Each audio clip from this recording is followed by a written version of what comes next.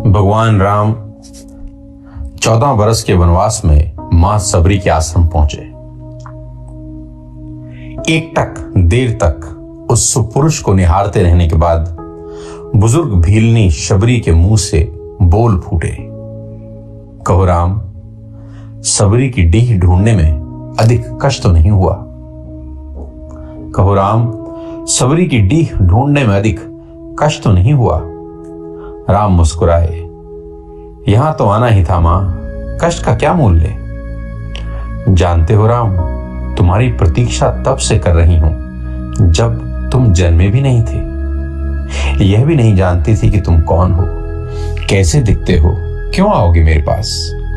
बस इतना ज्ञात था कि कोई पुरुषोत्तम आएगा जो मेरी प्रतीक्षा का अंत करेगा। राम ने कहा, तभी तो मेरे जन्म के पूर्व ही तय हो चुका था कि राम को सबरी के आश्रम में जाना है।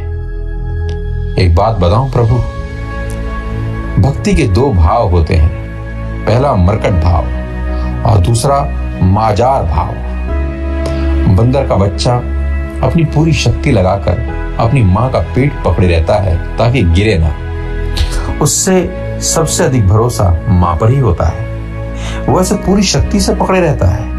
यही भक्ति का भी भाव है, जिसमें भक्त अपने ईश्वर को पूरी शक्ति से पकड़े रहता है, दिन रात उसकी आराधना करता है। पर जानते हो क्या, मैंने यह भाव नहीं अपनाया। मैं तो उस बिल्ली के बच्चे की भांति थी जो अपनी मां को पकड़ता ही नहीं, बल्कि निश्चिंत बैठा रहता है कि मां है ना, वह स्वयं ही मेरी रक्षा करेगी। और मां सचमुच उसे अपने मुंह में टांग कर घूमती है। मैं भी निश्चिंत थी कि तुम आओगे, तुम्हें क्या पकड़ना। राम मुस्कुरा कर रह गए। भीलनी ने पुनः कहा, सोच रही हूं बुराई में भी तनिक अच्छाई छिपी होती है। कहां सुदूर उत्तर के तुम, कहां घोर दक्षिण में मैं। तुम प्रतिष्ठित रघुकुल के भविष्य, मैं वन की भीलनी। यदि रावण का अंत नहीं करना होता तो तुम कहां से आते।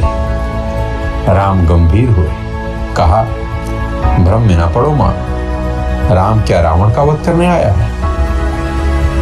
अरे रावण का वध तो लक्ष्मण अपने पैर से बाण चलाकर कर सकता है। राम हजारों कोस चलकर इस गहन वन में आया तो केवल तुमसे मिलने आया है, ताकि हजारों वर्षों बाद जब कोई भारत के अस्तित्व पर प्रश्न खड़ा करे तो इतिहास चिल्लाकर उत्तर दे कि इस राष्ट्र को क्षत्रिय राम और उसकी भीलनी मां ने मिलकर गढ़ा था। जब कोई भारत की परंपराओं पर उंगली उठाए तो काल उसका गला पकड़कर कहे कि नहीं, यह एकमात्र ऐसी सभ्यता है जहां एक राजपुत्र वन में प्रतीक्षा करती एक दरिद्र वनवासिनी से भेंट करने के लिए 14 वर्ष का वनवास स्वीकार करता है। राम वन में इसलिए आया है ताकि जब युगों का इतिहास लिखा जाए तो उसमें अंकित हो कि सत्ता जब पैदल चलकर समाज के अंतिम व्यक्तित्व तक पहुंचे तभी राम राज्य है। राम वन में इसलिए आया है ताकि भविष्य स्मरण रखे कि प्रतीक्षाएं अवश्य पूरी होती हैं। राम रावण को मारने भर के लिए नहीं आया। सबरी एक टक राम को निहारती रही। राम ने फिर कहा, राम की वन यात्रा रावण युद्ध के लिए नहीं है माता। राम की यात्रा प्रारंभ हुई है भविष्य के लिए आदर्श की स्थापना के लिए। राम निकला है ताकि विश्व को बता सके कि मां की अवांछनीय इच्छाओं को पूरा करना ही राम होना है।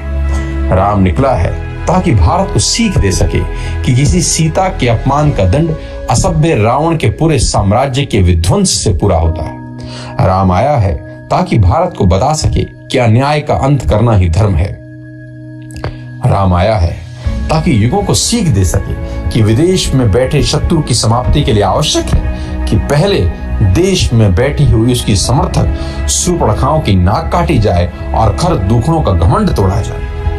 और राम आया है ताकि युगों को बता सके कि रावणों से युद्ध केवल राम की शक्ति से नहीं बल्कि वन में बैठी सबरी के आशीर्वाद से जीते जाते हैं। सबरी की आंखों में जल भर आया। उसने बात बदल दी, कहा, बेर खाओगे राम?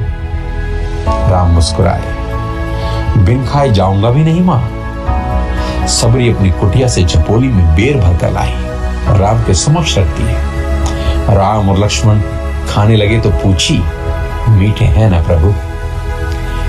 राम ने जवाब दिया, यहां आकर मीठे और खट्टे का भेद भूल गया हूं मां। बस इतना समझ रहा हूं कि यही अमृत है। सबरी मुस्कुराई बोली, सचमुच तुम मर्यादा पुरुषोत्तम हो राम, सचमुच तुम मर्यादा पुरुषोत्तम हो राम।